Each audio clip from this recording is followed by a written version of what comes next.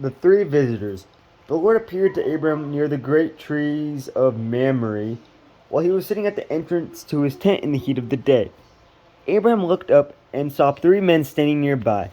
When he saw them, he heard from the entrance of his tent to meet them and bowed low to the ground.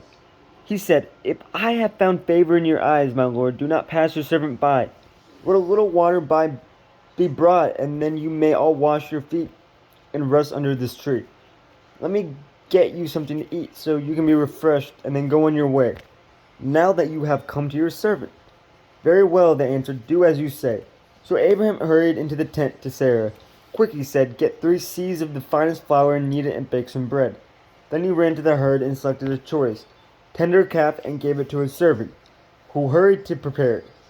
He then brought some curds and milk and the calf that had been prepared, and set these before them. While they ate, he stood near them under a tree. "Where is your wife, Sarah?" they asked him. "There, in the tent," he said. Then one of them said, "I will surely return to you but this time next year, and Sarah your wife will have a son." Now Sarah was listening at the entrance to the tent, which was behind him. Abraham and Sarah were already very old, and Sarah was past the age of childbearing.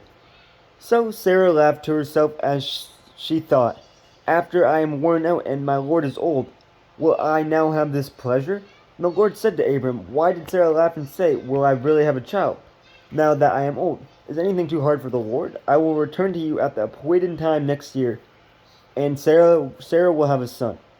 Sarah was afraid, so she lied and said, "I did not laugh." But he said, "Yes, you did laugh." Abraham pleads for Sodom. When the men got up to leave, they looked down towards Sodom, and Abraham walked along with them to see them on their way. Then the Lord said, "Shall I hide from Abraham what I am about to do? Abraham will surely become a great and powerful nation, and all nations on earth will be blessed through him.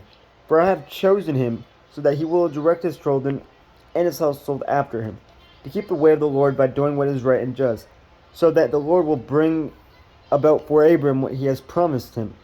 Then the Lord said, "The outcry against Sodom and Gomorrah is so great and their sin is so grievous, that I will go down and see if what they have done is as bad as the outcry that has reached me. If not, I will know." The men turned away and went toward Sodom, but Abraham remained standing before the Lord.